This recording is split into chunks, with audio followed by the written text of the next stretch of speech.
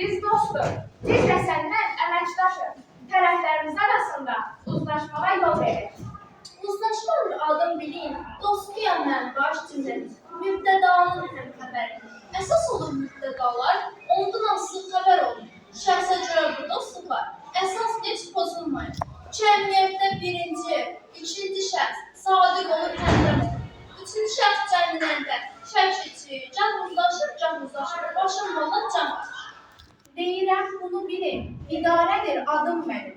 Tamamlıqla həmxəbəri, yer zərifliyi ilə xəbəri. Birinci və ikinci növ təyini söz birləşmələri tərəfləri arasında idarəli yaradıram. Aslı sözü əsas sözə bağlayıram. Qrammatik şəkilçinin halına mən ağlayıram.